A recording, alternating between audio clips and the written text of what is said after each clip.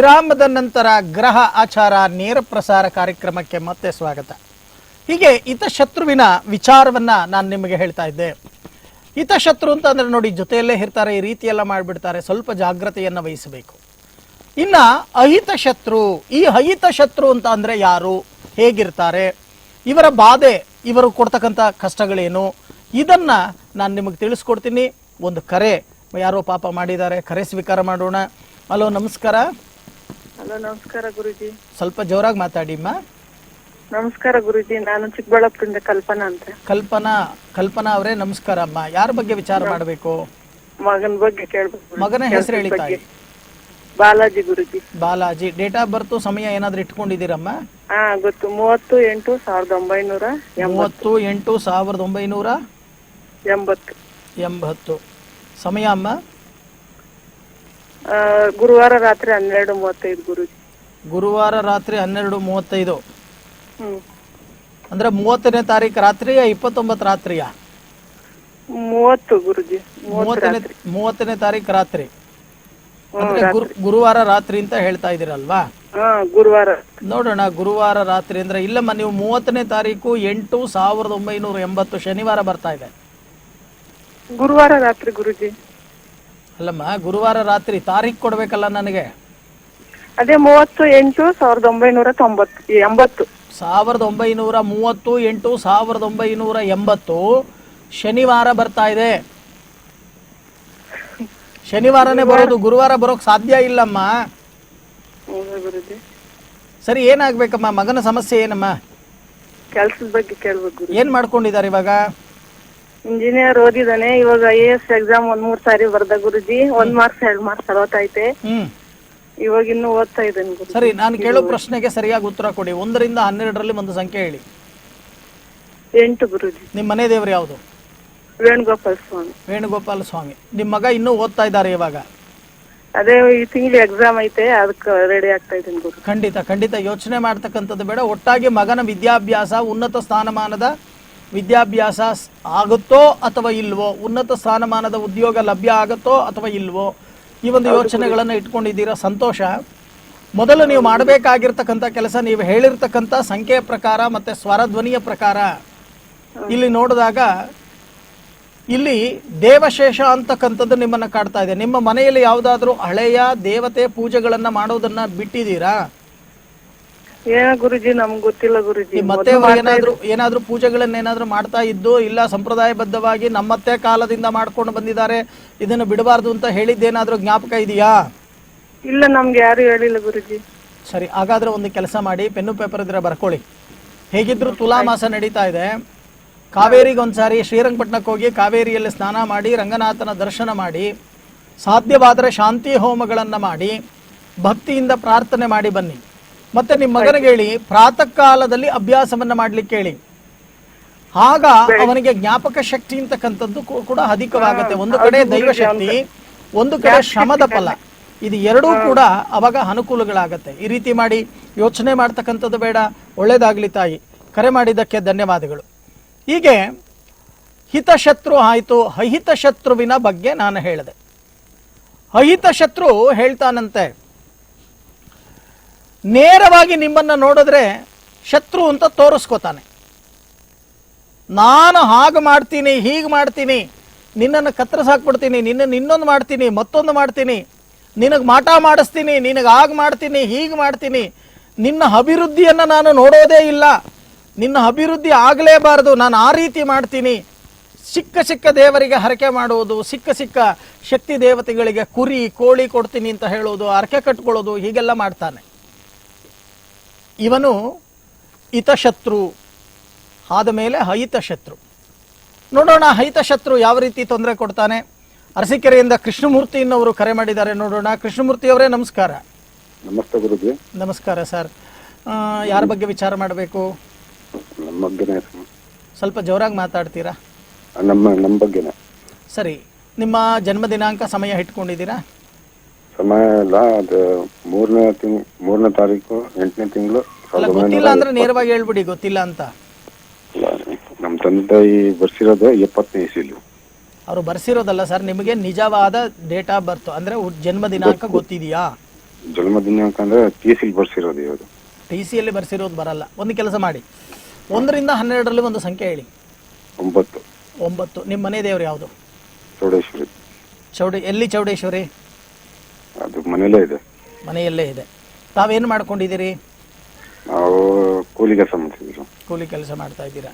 ಇಲ್ಲಿ ನೀವು ಹೇಳ್ತಾ ಇದ್ದೀರಾ, ನೀವು ಹೇಳ್ತಕ್ಕಂಥ ಒಂದು ಸಂಖ್ಯೆ ಮತ್ತು ಸ್ವರದ ಆಧಾರವನ್ನು ಇಟ್ಕೊಂಡಾಗ, ಗುರುಗಳೇ ಜೀವನಕ್ಕೋಸ್ಕರ ಭಾಳಷ್ಟು ಕಷ್ಟಪಡ್ತಾ ಇದ್ದೀನಿ, ಏನೆಲ್ಲ ಕೆಲಸ ಮಾಡ್ತೀನಿ, ಆದರೂ ಸಹಿತ ಕೈಗೆ ಬಂದಿದ್ದು ಬಾಯಿಗೆ ಬರಲ್ಲ, ಬರೀ ನಷ್ಟಗಳು ನಷ್ಟಗಳು ನಷ್ಟಗಳು ಅಂತಕ್ಕಂಥದ್ದು. ಕೈಯಲ್ಲಿ ನಿಲ್ಲೋದೇ ಇಲ್ಲ ಮಹಾಲಕ್ಷ್ಮಿ, ಬೇರೆಯವರಿಗೆಲ್ಲರಿಗೂ ಹೊಲಿತಾಳೆ, ನನಗ್ಯಾಕೆ ಹೊಲಿತಾ ಇಲ್ಲ ಅನ್ನೋ ಪ್ರಶ್ನೆಯನ್ನು ಇಟ್ಕೊಂಡು ಕರೆ ಮಾಡ್ತಾ ಇದ್ದೀರಾ. ಹೌದು ಹೌದು ಗುರುಜಿ. ಹೌದಾ ಅಥವಾ ಇಲ್ವಾ? ಹೌದು ಹೌದು ಗುರುಜಿ. ಯೋಚನೆ ಮಾಡ್ತಕ್ಕಂಥದ್ದು ಬೇಡ. ನಿಮ್ಮ ಮನೆಯಲ್ಲೇ ಚೌಡೇಶ್ವರಿ ಇದೆ ಅಂತ ಹೇಳ್ತೀರಲ್ಲ, ಪ್ರತಿ ಶುಕ್ರವಾರ ಪೂಜೆ ನಡೆಯುತ್ತಾ? ಮಂಗಳವಾರ ಮಾಡ್ತೀವಿ. ಮಂಗಳವಾರ. ಶುಕ್ರವಾರ ಏನು ಮಾಡಲ್ವಾ? ಶುಕ್ರವಾರ ಮಾಡಲ್ಲ, ಶನಿವಾರ ಮಾಡ್ತೀವಿ. ಶನಿವಾರ ಮಾಡ್ತೀರಾ. ಅಮಾವಾಸ್ಯೆ ಹುಣ್ಣಿಮೆ? ಅದು ಇಲ್ಲ ಗುರುಜಿ. ಸರಿ. ಅಂದರೆ ನಿಮ್ಮ ಮನೆ ದೇವರು ಮನೆಯಲ್ಲೇ ಇಟ್ಕೊಂಡಿದ್ದೀರಾ ಅಂತ ಅಂದರೆ, ನಿಮ್ಮ ಅಣ್ಣ ತಮ್ಮಂದಿರೆಲ್ಲ ನಿಮ್ಮ ಮನೆಗೆ ಬಂದು ಆ ದೇವರನ್ನ ನಮಸ್ಕಾರ ಮಾಡ್ತಾರಾ? ಅದು ಅಣ್ಣನ ಮನೇಲಿ ಇದೆ, ನಾವು ಒಂದು ಕಳಸ ಗಿಂಡಿ ಇಟ್ಕೊಂಡಿದ್ದೀವಿ ಅಷ್ಟೇ. ಹಾಂ ಹಾಂ ಹಾಂ ಹಾಂ. ಸರಿ. ಪ್ರತಿ ವರ್ಷ ಈ ಜಗನ್ಮಾತೆ ಚೌಡೇಶ್ವರಿಗೆ ಏನು ಮಾಡ್ತೀರಾ? ಪ್ರತಿ ವರ್ಷ ಅಂದ್ರೆ ದುಡ್ಡಿದ್ದಾಗ ಅದೇ ಏನಾರ ಒಂದು ಬೆಲೆಗಿಲಿ ಕೊಟ್ಟು ಇದು ಮಾಡ್ತೀವಿ. ಇಲ್ಲ ಅಂದರೆ ಇಲ್ಲ. ಇಲ್ಲ. ಒಂದು ಕೆಲಸ ಮಾಡಿ, ಶ್ರೀಚಕ್ರ ಸ್ಥಾಪನೆ ಅಂತ ಮಾಡ್ಕೊಳ್ಳಿ ಮನೆಯಲ್ಲಿ. ಅದನ್ನು ನಮ್ಮ ಕಚೇರಿಯಲ್ಲಿ ಶಾಸ್ತ್ರೋಕ್ತವಾಗಿ ಮಾಡಿಕೊಡಲಾಗತ್ತೆ. ಅಮಾವಾಸ್ಯೆ ಹುಣ್ಣಿಮೆ ದಿನ ಶ್ರೀಚಕ್ರ ಸ್ಥಾಪನೆಯನ್ನು ಮಾಡುತ್ತೆ. ಅದನ್ನು ಮನೆಯಲ್ಲಿ ಇಟ್ಕೊಂಡು ಪ್ರತಿನಿತ್ಯ ಅದಕ್ಕೊಂದು ಹೂ ಇಡ್ತಾ ಬನ್ನಿ. ಪ್ರತಿ ಶುಕ್ರವಾರ ಸ್ವಲ್ಪ ಅಭಿಷೇಕ ಮಾಡಿ, ಕ್ಷೀರಾಭಿಷೇಕವನ್ನು ಮಾಡ್ತಕ್ಕಂಥ ಕೆಲಸವನ್ನು ಮಾಡಿ. ಈ ರೀತಿ ನೀವು ಮಾಡೋದ್ರಿಂದ 8 ವಾರಗಳು ಎಡಬಿಡದೆ ಆಚರಣೆಯನ್ನು ಮಾಡಿ, 9ನೇ ವಾರದಿಂದ ಹಂತ ಹಂತವಾಗಿ ಅಭಿವೃದ್ಧಿಯತ್ತ ಬರ್ತೀರ. ಈ ರೀತಿ ಮಾಡಿ. ಯೋಚನೆ ಮಾಡ್ತಕ್ಕಂಥದ್ದು ಬೇಡ. ಒಳ್ಳೇದಾಗ್ಲಿಪ್ಪ. ಕರೆ ಮಾಡಿದ್ದಕ್ಕೆ ಧನ್ಯವಾದಗಳು. ಹೀಗೆ ಹೈತ ಶತ್ರುವಿನ ಬಗ್ಗೆ ನಾನು ಮಾತಾಡ್ತಾ ಇದ್ದೆ. ಸುಮ್ಮನೆ ಕೊಚ್ಕೋತಾರೆ ಹೈತ ಶತ್ರುಗಳು, ನೇರವಾಗಿ ಶತ್ರು ಅಂತ ಹೇಳ್ಕೋತಾರೆ. ಆದರೂ ಕೂಡ ಅವರ ಕೈಯಲ್ಲಿ ಏನು ಮಾಡೋಕ್ಕಾಗಲ್ಲ. ಚೆನ್ನಾಗಿ ಅರ್ಥ ಮಾಡ್ಕೊಳ್ಳಿ. ಈ ಹಿತಶತ್ರುವಿನ ಬಾಧೆಯನ್ನು ನಂಬಾರ್ದು. ಅಹಿತ ಶತ್ರು ಅಂತಕ್ಕಂಥವನ ಏನು ಮಾಡ್ತಾನೆ, ಅವನ ನೇರವಾಗಿ ಹೇಳ್ತಾನೆ, ನೇರವಾಗಿ ಬಡ ಬಡ ಬಡ ಬಡ ಬಡ ಬಡ ಅಂತ ನಿಮ್ಮ ಮುಂದೆ ಎಲ್ಲ ಒದರು ಬಿಡ್ತಾನೆ, ಮಾತಾಡ್ಬಿಡ್ತಾನೆ. ಆದರೆ ಪಾಪ ಅವನ ಕೈಲಿ ಏನು ಮಾಡೋಕ್ಕಾಗಲ್ಲ. ಸುಮ್ಮನೆ ಹೋಗಿ ಯಾವುದೋ ದೇವಸ್ಥಾನದಲ್ಲಿ ಕಣ್ಣೀರು ಹಾಕಬಹುದು ಅಥವಾ ಅರಕೆ ಕಟ್ಟಬಹುದು, ಇದನ್ನು ಮಾಡಬಹುದು ಅಷ್ಟೇ ವಿನಃ ಬೇರೆ ಇನ್ನೇನು ಅವನ ಕೈಯಲ್ಲಿ ಮಾಡೋಕ್ಕಾಗಲ್ಲ. ಈಗ ಹಿತಶತ್ರು ಆಯಿತು, ಅಹಿತ ಶತ್ರು ಆಯಿತು. ಇನ್ನು ಕ್ರೂರ ಶತ್ರು. ಈ ಕ್ರೂರ ಶತ್ರು ಅಂತಕ್ಕಂಥದ್ದನ್ನು ಕೂಡ ನಾವು ನಂಬಬಾರದು. ಈ ಕ್ರೂರ ಶತ್ರು ಏನು ಮಾಡ್ತಾನೆ ಅಂತ ಅಂದರೆ, ಯಾವಾಗ ಸಮಯ ನೋಡಿ ಸಾಧನೆ ಮಾಡ್ತಾನಂತೆ. ಯಾವ ಸಮಯದಲ್ಲಿ ನಿಮಗೆ ತೊಂದರೆಯನ್ನು ಕೊಡಬೇಕು, ಯಾವಾಗ ಬಲಹೀನತೆ ಅಂತಕ್ಕಂಥದ್ದು ನಿಮ್ಮದಾಗಿದೆ, ಯಾವಾಗ ನಿಮ್ಮ ಮೇಲೆ ಬಿದ್ದರೆ ನಿಮಗೆ ತೊಂದರೆಯಾಗತ್ತೆ, ಯಾರತ್ರ ಹೋಗಿ ಮಾತಾಡಿದ್ರೆ ಅವರು ನಿಮಗೆ ತೊಂದರೆ ಕೊಡ್ತಾರೆ, ಇಂಥ ಒಂದು ವಿಚಾರಗಳನ್ನ ಅವನ ಮನಸ್ಸಿನಲ್ಲಿ ಇಟ್ಕೊಂಡು ತೊಂದರೆ ಕೊಡೋಕೆ ಬರ್ತಾನೆ. ಆ ತೊಂದರೆಗಳನ್ನು ಅನುಭವಿಸ್ತಕ್ಕಂಥ ಒಂದು ವಿಚಾರ ಏನಿದೆಯೋ, ಬಹಳಷ್ಟು ಸಂಕಷ್ಟಗಳು. ಹೇಳ್ಕೊಳಕ್ಕಾಗಲ್ಲ, ಹೇಳ್ಕೊಂಡ್ರೆ ಸಮಸ್ಯೆ ಪರಿಹಾರ ಆಗಲ್ಲ. ಇದರ ವಿಚಾರ ಮುಂದುವರಿಸ್ತೀನಿ. ಹುಬ್ಬಳ್ಳಿಯಿಂದ ಯಾರೋ ಕರೆ ಮಾಡಿದ್ದಾರೆ, ನೋಡೋಣ. ಹನುಮಂತು ಅಂತಕ್ಕಂಥವರು. ನಮಸ್ಕಾರ. ನಮಸ್ಕಾರ ಗುರುಜಿ. ನಮಸ್ಕಾರ. ಯಾರ ಬಗ್ಗೆ ವಿಚಾರ ಮಾಡಬೇಕು? ನನ್ನ ಬಗ್ಗೆನೇ ಕೇಳಬೇಕಿತ್ತು ಗುರುಜಿ. ಸರಿ. ಜನ್ಮ ದಿನಾಂಕ ಇದೆಯಪ್ಪ? ಇದೆ ಗುರುಜಿ. ಹೇಳಿಪ್ಪ. 20 ಜನವರಿ 1983 ಗುರುಜಿ. 1983. ಗುರುಜಿ. ಸರಿ. ಸಮಯ ಗೊತ್ತಿದೆಯಾ? ಸಮಯ ಬೆಳಗ್ಗೆ ಗುರುಜಿ. ಬೆಳಗ್ಗೆ 5:30. 5:30 ಅಂತ ಮನೆಯಲ್ಲಿ ಹೇಳಿದ್ದಾರೆ ಗುರುಜಿ. ಅಲ್ವಾ? ಏನು ಮಾಡ್ಕೊಂಡಿದ್ದೀರಾ ತಾವು? ನಾವು ಇಲ್ಲಿ ಡೆವಲಪರ್ಸ್ ಕಡೆ ವರ್ಕ್ ಮಾಡ್ತಾ ಇದ್ದೀನಿ ಗುರುಜಿ. ಎಲ್ಲಿ? ಹುಬ್ಳಿಯಲ್ಲೇನಾ? ಹುಬ್ಳಿಯಲ್ಲಿ ಗುರುಜಿ. ಹೇಗೆ ನಡೀತಾ ಇದೆ? ಈಗ 3 ತಿಂಗಳಾಯ್ತು ಗುರುಜಿ ಅವ್ರ ಕಡೆ ಬಂದು. ಗುರುವಾರ ಹುಟ್ಟಿದ್ದು ಉತ್ತರಾಭಾದ್ರ ನಕ್ಷತ್ರ, ಮೀನ ರಾಶಿ, ಹೌದಾ? ಗುರುಜಿ. ಜನನ ಕಾಲದಲ್ಲಿ ನಿಮಗೆ ನಡೀತಾ ಇರ್ತಕ್ಕಂಥ ಒಂದು ದಶೆಯನ್ನು ನಾವು ನೋಡಿದಾಗ ಶನಿ ದಶೆಯಲ್ಲಿ ಜನನವಾಗಿದ್ದೀರಾ. ಈಗ ಶುಕ್ರ ದಶೆ ನಡೀತಾ ಇದೆ. ಏನೂ ಇಲ್ಲ, ತೊಂದರೆ ಏನಿಲ್ಲ. ಆದರೆ ನಾನು ನಿಮಗೆ ಹೇಳ್ತಕ್ಕಂಥದ್ದಿಷ್ಟೇ, ನಿಮ್ಮ ವಾಸಸ್ಥಾನದಿಂದ ಉತ್ತರ ಭಾಗದಲ್ಲಿ ಒಂದು ಗಣೇಶನ ಮಂದಿರ ಇದೆ, ಇದೆಯಾ?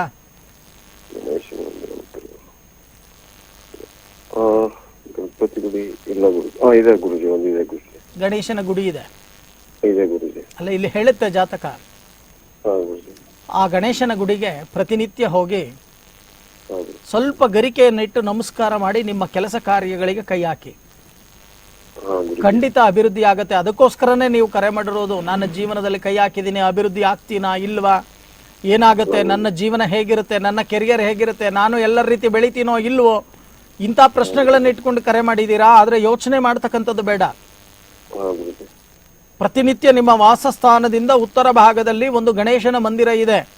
ಇದೆ ಗುರುಜಿ. ಆ ಗಣೇಶನ ಮಂದಿರಕ್ಕೆ ಸಾಧ್ಯವಾದಷ್ಟು ಸ್ನಾನ ಮಾಡಿ ವ್ಯವಸ್ಥಿತವಾಗಿ ಗರಿಕೆಯನ್ನ ಅರ್ಪಣೆಯನ್ನ ಮಾಡಿ 21 ದೀರ್ಘದಾಂಡ ನಮಸ್ಕಾರವನ್ನ ಮಾಡಿ ಪ್ರತಿನಿತ್ಯ ನಿಮ್ಮ ಕಾಯಕವನ್ನ ನೋಡಿ ಬರ್ತಕ್ಕಂಥ ವಿಘ್ನಗಳನ್ನ ನಿವಾರಿಸಿ ಅಭಿವೃದ್ಧಿಯತ್ತ ಅವನೇ ಕರ್ಕೊಂಡು ಹೋಗ್ತಾನೆ. 21 ಗರಿಕೆ 21. ಈ ರೀತಿ ಮಾಡಿ. ಯೋಚನೆ ಮಾಡ್ತಕ್ಕಂಥದ್ದು ಬೇಡ. ಒಳ್ಳೇದಾಗ್ಲಿಪ್ಪ. ಕರೆ ಮಾಡಿದ್ದಕ್ಕೆ ಧನ್ಯವಾದಗಳು. ನೋಡಿ, ಹೀಗೆ ಹೈತಶತ್ರುವಿನ ವಿಚಾರವನ್ನ ನಾವು ನೋಡುದು. ಇನ್ನ ಕ್ರೂರ ಶತ್ರುವಿನ ವಿಚಾರವನ್ನು ಕೂಡ ನಾನು ಈಗಾಗಲೇ ನಿಮಗೆ ಹೇಳ್ತಾ ಇದ್ದೆ. ಎಲ್ಲಿ ಏನು ಸಮಸ್ಯೆಯನ್ನು ಕೊಡಬೇಕು, ಎಲ್ಲಿ ಯಾವಾಗ ನಿಮಗೆ ಸಮಸ್ಯೆಯನ್ನು ಮಾಡಬೇಕು ಅಂತಕ್ಕಂಥ ಒಂದು ವಿಚಾರಗಳನ್ನ ಇಟ್ಕೊಂಡು ಅವನು ತೊಂದರೆಯನ್ನು ಕೊಡ್ತಾ ಬರ್ತಾನೆ. ನಿಮಗೆ ನುಂಗಲಾರದ ತುತ್ತು. ಕೆಲವರು ನೀವು ನೋಡಬಹುದು, ಬಹಳಷ್ಟು ಜನ ಹೇಳ್ಕೊತಾರೆ, ಗುರುಗಳೇ ಹೇಳ್ಕೊಳಕ್ಕಾಗಲ್ಲ, ಹೇಳ್ಕೊಂಡ್ರೆ ಸಮಸ್ಯೆ ಪರಿಹಾರ ಆಗಲ್ಲ. ಅದು ಯಾವಾಗ ನಮ್ಮ ಕಷ್ಟ ಪರಿಹಾರ ಆಗುತ್ತೋ ಗೊತ್ತಿಲ್ಲ. ನಾವು ಮಾಡಬಾರದು ಪೂಜೆ ಇಲ್ಲ, ಮಾಡಬಾರದು ದಾನ ಇಲ್ಲ, ಮಾಡಬಾರದು ಜಪ ಇಲ್ಲ, ಏನು ಮಾಡಬೇಕು ಅಂತಕ್ಕಂಥದ್ದು ಗೊತ್ತಾಗ್ತಾ ಇಲ್ಲ. ಇಂಥ ಒಂದು ಪರಿಸ್ಥಿತಿಗಳನ್ನು ನೀವು ಎದುರಿಸ್ತಾ ಇರ್ತಕ್ಕಂಥವರು ಚೆನ್ನಾಗಿ ಅರ್ಥ ಮಾಡ್ಕೊಳ್ಳಿ. ಅಂಥವರಿಗೆ ಕ್ರೂರ ಶತ್ರುವಿನ ಕಾಟ. ಈ ಕ್ರೂರ ಶತ್ರುವಿನ ಕಾಟ ಅಂತಕ್ಕಂಥವರು ಅವ್ರು ಏನೇ ಮಾಡೋದ್ರ ಮೇಲೆ ಬರ್ಲಿಕ್ಕೆ ಸಾಧ್ಯ ಆಗಲ್ಲ. ನೋಡೋಣ, ಒಂದು ಕರೆ ಇದೆ. ಯಾರೋ ಪಾಪ ತುಂಬಾ ಕಾಯ್ಕೊಂಡಿದ್ದಾರೆ. ಎಲ್ಲಿಂದ ಕರೆ ಮಾಡಿದ್ದಾರೆ ಕೇಳೋಣ. ಹಲೋ, ನಮಸ್ಕಾರ. ನಮಸ್ಕಾರ ಗುರುಜಿ, ನನ್ನ ಹೆಸರು ಬಾಲು ಅಂತ. ಬಾಲು ಅವರೇ, ಎಲ್ಲಿಂದ ಕರೆ ಮಾಡ್ತಾ ಇದ್ದೀರಿ? ಬ್ಯಾಂಗ್ಳೂರ್ ಯಶವಂತಪುರಿಂದ. ಹೇಳಿ ಬಾಲು ಅವರೇ. ಗುರುಜಿ, ನನ್ನ ಡೇಟ್ ಆಫ್ ಬರ್ತ್ 6/5/1977. 1977. ಸಮಯ ಹೇಳಿಪ್ಪ. 10:50 ಬೆಳಗ್ಗೆ. ಬೆಳಗ್ಗೆ 10:50. ಜನನ ಆಗಿದ್ದೆಲ್ಲಿ? ಬೆಂಗಳೂರಲ್ಲೇನಾ? ಬೆಂಗಳೂರಲ್ಲೇ. ತಾವೇನು ಮಾಡ್ಕೊಂಡಿದ್ದೀರಿ? ಇಂಜಿನಿಯರ್ ಆಗಿದ್ದೀನಿ ಡಾಕ್ಟರ್. ಇಂಜಿನಿಯರ್ ಆಗಿದ್ದೀರಾ? ಕೇಳಿಸ್ತಾ ಇದೆಯಾ ನನ್ನ ಆರೋಗ್ಯ? ಕೇಳಿಸ್ತಾ ಇದೆ ಗುರುಜಿ. ಸರಿ, ನೋಡೋಣ. ಶುಕ್ರವಾರ ಜನನವಾಗಿದ್ದೀರಾ. ನಿಮ್ಮ ನಕ್ಷತ್ರ ಜ್ಯೇಷ್ಠ ನಕ್ಷತ್ರ, ವೃಶ್ಚಿಕ ರಾಶಿ, ಹೌದಾ? ಮೂಲ ಅಂತಾರೆ. ಇಲ್ಲ, ಮೂಲ ನಕ್ಷತ್ರ ಧನುರಾಶಿ ಅಂತಾರೆ. ಟಿವಿ ವಾಲ್ಯೂಮ್ ಅನ್ನ ಕಮ್ಮಿ ಮಾಡಿ. ಟಿವಿ ವಾಲ್ಯೂಮ್ ಕಮ್ಮಿ ಮಾಡ್ಲಿಲ್ಲ ಅಂದ್ರೆ ಕರೆ ಕಟ್ ಆಗ್ಬಿಡತ್ತೆ. ನೋಡಿ, ಇವಾಗ ಆಗಿದೆ. ಜ್ಯೇಷ್ಠ ಆರೋಗ್ಯ ಅವಾಗ ಕೆಡ್ತಾ ಇರುತ್ತೆ, ಅದರಿಂದ ನಾನು ಕೆಲ್ಸಕ್ಕೆ ಹೋಗಕ್ಕಾಗಲ್ಲ. ಅದನ್ನೇ ನಾನು ಹೇಳ್ತೀನಿ ನೋಡಿ. ಮೂಲ ನಕ್ಷತ್ರ 1ನೇ ಪಾದದಲ್ಲಿ ಜನನವಾದರೆ ಆರೋಗ್ಯ ಕೆಡೋ ಅವಶ್ಯಕತೆ ಇಲ್ಲ. ಇವಾಗ ಜ್ಯೇಷ್ಠ ನಕ್ಷತ್ರ 4ನೇ ಪಾದ ನಿಮ್ದು, ವೃಶ್ಚಿಕ ರಾಶಿ, ಧನುಸು ರಾಶಿ ಅಲ್ಲ. ಬಹಳಷ್ಟು ಜನ ಏನ್ ಮಾಡ್ತಾರೆ ಅಂತ ಅಂದ್ರೆ ಕೈಯಲ್ಲಿ ಕ್ಯಾಲ್ಕುಲೇಷನ್ ಮಾಡ್ಕೋತಾರೆ, ಇಲ್ಲ ಕಂಪ್ಯೂಟರ್ ಜಾತಕ ಹಾಕೊಂಡ್ಬಿಡ್ತಾರೆ. ಗಳಿಗೆ ವಿಗಳಿಗೆಯನ್ನ ಸರಿಯಾಗಿ ನಿರ್ಣಯವನ್ನ ಮಾಡಲ್ಲ, ಅಕ್ಷಾಂಶ ರೇಖಾಂಶವನ್ನ ಸರಿಯಾಗಿ ತಗೊಳ್ಳಲ್ಲ, ಸೂರ್ಯ ಉದಯ ಸೂರ್ಯ ಹಸ್ತವನ್ನ ಸರಿಯಾಗಿ ತಗೊಳ್ಳಲ್ಲ. ಆದರೆ ಇನ್ನು 1.5 ನಿಮಿಷ ಲೇಟಾಗಿ ನೀವು ಜನನವಾಗಿದ್ದರೆ ಮೂಲ ನಕ್ಷತ್ರ 1ನೇ ಪಾದ ಧನುಸು ರಾಶಿ. ಹೌದು. ಅಲ್ಲ, ಇನ್ನು 1.5 ನಿಮಿಷ ಲೇಟಾಗಿ ಜನನವಾಗಿದ್ದರೆ ಅಂದ್ರೆ 10:50 ನೀವು ಜನನವಾಗಿದ್ದೀರಾ, ಹೌದಲ್ವಾ? 10:50 11 ಅಂತ ಹೇಳಿದಾರೆ, ಎಕ್ಸಾಕ್ಟ್ ಆಗಿ ಗೊತ್ತಿಲ್ಲ ಅದು. ನೋಡಿ, ತಪ್ಪು ನೀವು ಇಟ್ಕೊಂಡಿದ್ದೀರಾ. ನಮ್ಮನ್ನ ಸುಮ್ಮನೆ ಪರೀಕ್ಷೆ ಮಾಡ್ತಿರಲ್ಲಪ್ಪ. ಇಲ್ಲ, ಪರೀಕ್ಷೆ ಅಂತಲ್ಲ, ನಂಗೆ ಕೆಲ ನೋಡಿ ಒಬ್ರು ಇದೆ ಅಂದ್ರೆ ಫಸ್ಟ್ ಋಷಿಕ ಅಂದ್ರು, ಮತ್ತೆ ಇಲ್ಲ ಧನುರಾಶಿ ಮೂಲ ನಕ್ಷತ್ರ ಅಂದ್ರು. ಮತ್ತೆ 10:50 ಅಂತ ಹೇಗೆ, ಯಾವ ಗ್ಯಾರಂಟಿಯಲ್ಲಿ ನನಗೆ ಸಮಯ ಕೊಟ್ರಿ? ಅದೇ 10:50 11 ಅದು ಅಂತ ಹೇಳಿದಾರೆ ಇವಾಗ. ಸರಿ, ಹಾಗಾದ್ರೆ ಮೂಲ ನಕ್ಷತ್ರ ಧನುಸು ರಾಶಿನೇ. ಧನುಸು ರಾಶಿಗೆ ನಾವು ತಗೊಂಡಾಗ ಇಲ್ಲಿ ಏನಾಗತ್ತೆ ಅಂತಂದ್ರೆ, ಧನುಸು ರಾಶಿನೇ ನಾವು ತಗೊಳ್ಳೋಣ. ಧನುಸು ರಾಶಿನೇ ತಗೊಂಡಾಗ ಇಲ್ಲಿ ಮುಖ್ಯವಾಗಿ ಕಂಡು ಬರ್ತಕ್ಕಂಥದ್ದು, ನೀವು ಜನನವಾಗಿದ್ದು ಬೆಂಗಳೂರಲ್ಲಿ ಅಲ್ವಾ? ಆಯಿತು, ಈಗ ಧನುಸು ರಾಶಿಯ ಸಮಯವನ್ನು ನಾನು ತಗೋತಾ ಇದ್ದೀನಿ. ನೋಡೋಣ ಏನು ಹೇಳುತ್ತೆ ನಿಮ್ಮ ಜಾತಕ. ಸರಿ, ಧನುಸು ರಾಶಿ ಶುಕ್ರವಾರ, ಮೂಲ ನಕ್ಷತ್ರ 1ನೇ ಪಾದ ಧನುಸು ರಾಶಿ ಆಗುತ್ತೆ. ಚತುರ್ಥಿ ದಿವಸ ಜನನವಾಗಿದ್ದೀರಾ. ಜನನ ಕಾಲದಲ್ಲಿ ಕೇತು ದಶ, ಆದರೆ ಈಗ ನಿಮಗೆ ನಡೀತಾ ಇರ್ತಕ್ಕಂಥದ್ದು ಚಂದ್ರ ದಶ. ಆದರೆ ನಿಮ್ಮ ಜಾತಕವನ್ನು ನಾವು ನೋಡಿದಾಗ ಲಗ್ನಾತ್ ಕರ್ಮಸ್ಥಾನದಲ್ಲಿ ರವಿ ಮತ್ತು ಬುಧ, ತೃತೀಯ ಸ್ಥಾನದಲ್ಲಿ ರಾಹು, ಭಾಗ್ಯ ಸ್ಥಾನದಲ್ಲಿ ಕುಜ ಮತ್ತು ಕೇತು, ಶತ್ರುಕ್ಷೇತ್ರದಲ್ಲಿ ಚಂದ್ರ. ನಿಮ್ದು ಯಾವುದಾದ್ರೂ ಲಿಟಿಗೇಷನ್ ಏನಾದರೂ ನಡೀತಾ ಇದೆಯಾ? ಕೇಸ್ ಏನಾದರೂ ನಡೀತಾ ಇದೆಯಾ? ಕೇಸು ಅಂತದಿಲ್ಲ. ಎಂಥದಿಲ್ಲ. ಇಲ್ಲ, ನಿಮಗೆ ತೊಂದರೆ ಆಗ್ತಾ ಇದೆ. ಅಲ್ಲಲ್ಲ, ಹೋಗಕ್ಕೆ ಬರಕ್ಕೆ, ಅಲ್ಲಲ್ಲ, ಆರೋಗ್ಯ ಕೆಡೋದು. ಅಲ್ಲ, ನಾನು ಹೇಳೋದನ್ನು ಕೇಳಿಪ್ಪ ಮೊದಲು. ಹೇಳಿ ಗುರುಜಿ. ನಿಮ್ಮ ಸಂಬಂಧಿಕರು, ಚಿಕ್ಕಪ್ಪ ದೊಡ್ಡಪ್ಪನ ಮಕ್ಕಳು, ದಾಯಾದಿಗಳು ನಿಮ್ಮ ಜೊತೆ ತುಂಬ ಚೆನ್ನಾಗಿದ್ದಾರಾ? ತುಂಬಾ ಅಂತಾನಿಲ್ಲ, ಓಕೆ. ತುಂಬ ಚೆನ್ನಾಗಿದ್ದಾರಾ? ಆತರ ಏನಿಲ್ಲ, ಏನು ಆತರ ಕೇಸ್ ಅಂತದ್ದು ಇಲ್ಲ, ಎಲ್ಲ ಓಕೆ, ನಾರ್ಮಲ್ ಆಗಿದ್ದಾರೆ. ನಾರ್ಮಲ್ ಆಗಿ ಏನು ಅಂದರೆ ಏನು ಅಂತ ಮಾತಾಡ್ಕೊಂಡಿದ್ದಾರೆ ಅಷ್ಟೇ. ಆದರೆ ಇಲ್ಲಿ ಶತ್ರು ಬಾಧೆ ಅಂತಕ್ಕಂಥದ್ದು ಹೇಳುತ್ತೆ. ಒಂದು ಕೆಲಸ ಮಾಡಿ, ನಿಮ್ಮ ಜಾತಕದ ಪ್ರಕಾರ ನಾನು ನೋಡಬೇಕಾದ್ರೆ ಶತ್ರು ಬಾಧೆ ಅಂತಕ್ಕಂಥದ್ದು ಅಂದರೆ ಅಥರ್ವಣ ವೇದ ವಿದ್ಯೆ ಪ್ರಯೋಗ ಆಗಿರ್ತಕ್ಕಂಥದ್ದು ಕಂಡು ಬರ್ತಾ ಇದೆ. ಮೊದಲು ನೀವು ಮಾಡಬೇಕಾಗಿರ್ತಕ್ಕಂಥ ಕೆಲಸ, ಪೆನ್ನು ಪೇಪರ್ ಇದ್ದರೆ ಬರ್ಕೊಳ್ಳಿ. ಚಂದ್ರ ಶಾಂತಿ ಹೋಮ, ವನದುರ್ಗಾ ಹೋಮ, ಧನ್ವಂತರಿ ಮಹಾವಿಷ್ಣು ಹೋಮ ನಿಯಮಬದ್ಧವಾಗಿ ಆಚರಣೆಯನ್ನು ಮಾಡಿ, ಅದರಲ್ಲಿ ಬರ್ತಕ್ಕಂಥ ರಕ್ಷೆಯನ್ನು ಪ್ರತಿನಿತ್ಯ ಹಣೆಯಲ್ಲಿ ಧರಿಸ್ಕೊಳ್ತಕ್ಕಂಥ ಕೆಲಸವನ್ನು ಮಾಡಿ. ಆಗ ನಿಮಗೆ ಇರ್ತಕ್ಕಂಥ ದೋಷ ಪ್ರಮಾಣಗಳು ಕಮ್ಮಿ ಆಗುತ್ತೆ, ಆರೋಗ್ಯ ಭಾಗ್ಯ ಅಂತಕ್ಕಂಥದ್ದು ಕೂಡ ಪ್ರಾಪ್ತಿಯಾಗತ್ತೆ. ಈ ರೀತಿ ಮಾಡಿ, ಯೋಚನೆ ಮಾಡ್ತಕ್ಕಂಥದ್ದು ಬೇಡ. ಒಳ್ಳೇದಾಗಲಿಪ್ಪ. ಕರೆ ಮಾಡಿದ್ದಕ್ಕೆ ಧನ್ಯವಾದಗಳು. ಇನ್ನು ನೀಚ ಶತ್ರು 4 ಭಾಗ ಅಂತ ನಾನು ಆವಾಗಲೇ ಹೇಳಿದೆ ಶತ್ರುಬಾಧೆಯಲ್ಲಿ. ಹಿತಶತ್ರು, ಅಹಿತಶತ್ರು, ಕ್ರೂರ ಶತ್ರು, ನೀಚ ಶತ್ರು. ಈ ನೀಚ ಶತ್ರು ಇಂಥದ್ದನ್ನು ಮಾಡಬೇಕು ಅಂತ ಅಂದರೆ ಅಂಥದ್ದನ್ನು ಮಾಡಿಬಿಡ್ತಾನೆ. ಅದಕ್ಕೆ ಶತ್ರು ಕಾಟದಲ್ಲಿ ಯಾವ ಶತ್ರುವಿನ ಕಾಟವಾದರೂ ಬರಲಿ ಪರವಾಗಿಲ್ಲ, ನಿಭಾಯಿಸಬಹುದು. ಕಷ್ಟ ಕಾರ್ಪಣ್ಯಗಳನ್ನು ಅನುಭವಿಸಿ ನಿಭಾಯಿಸಬಹುದು.